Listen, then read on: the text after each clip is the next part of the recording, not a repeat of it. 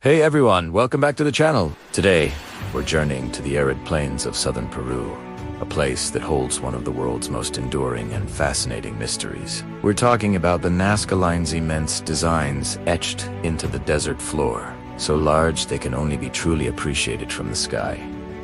But who created them?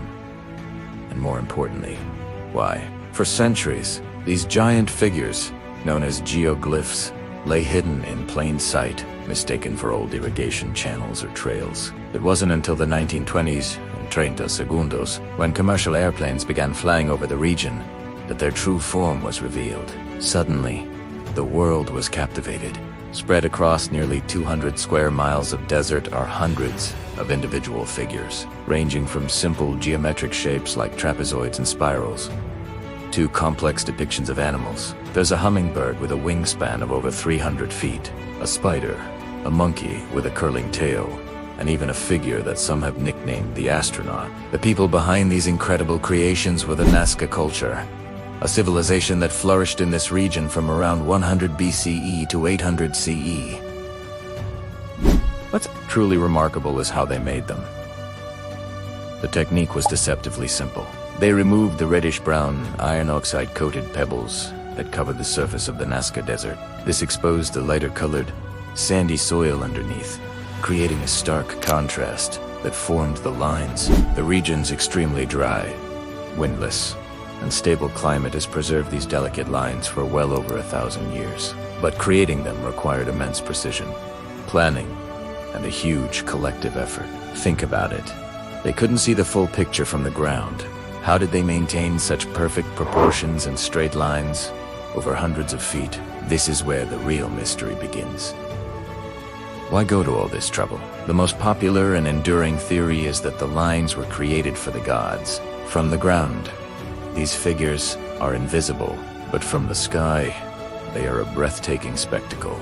The Nazca people may have believed their gods could see them from above, and these geoglyphs were a form of offering, a massive open-air temple to communicate with their deities and plead for a vital resource: water. The Nazca Desert is one of the driest places on Earth.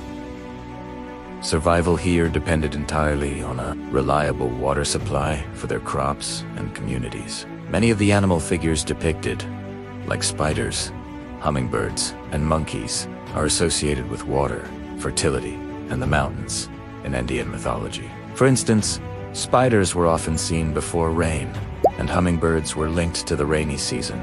By carving these powerful symbols into the earth, the Nazca might have been performing massive rituals to ensure a good harvest and the continued flow of life-giving water from the Andes Mountains. The long, straight lines could have pointed to sacred mountains or sources of water, while the large trapezoidal areas might have served as ceremonial spaces for large gatherings, where the entire community could participate in these important rituals. Of course, a mystery this profound attracts all kinds of theories. In the late 1960s, a writer named Erich von Däniken famously proposed that the Nazca lines were actually runways for alien spacecraft. He suggested the figure known as the astronaut was proof of extraterrestrial visitors. While this idea captured the public's imagination, archaeologists and scientists have found no evidence to support it. The designs are consistent with Nazca pottery and textiles, firmly rooting them in the culture of the people who lived there. There are no signs of scorching or compaction you'd expect from a landing strip. It's a fun idea, but the real story is arguably even more impressive. It's a story of human ingenuity and faith. Another fascinating line of inquiry points to the stars. The late Dr. Phyllis Luger, an astronomer from the Adler Planetarium in Chicago, proposed that the giant spider figure was a representation of the Orion constellation, and some of the straight lines aligned with important celestial events, like the rising and setting of certain stars. This suggests the lines could have functioned as a giant astronomical calendar, helping the Nazca track seasons for agriculture and schedule religious ceremonies. While not all lines match up with celestial bodies, this theory adds another layer to their potential purpose, blending astronomy with religious ritual. It's possible the lines weren't for just one purpose, but served many functions simultaneously. So, what do we know for sure? We know the Nazca people created these lines with simple tools, but extraordinary vision.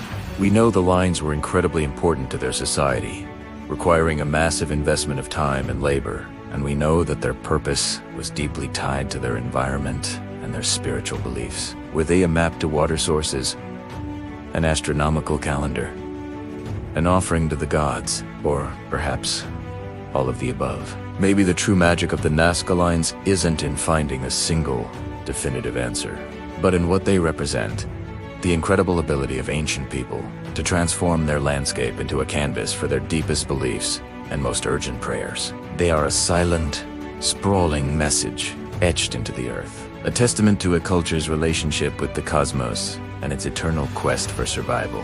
The figures of Nazca remain a profound connection to a lost world, reminding us that some of history's greatest stories are written not in books, but upon the very face of the earth.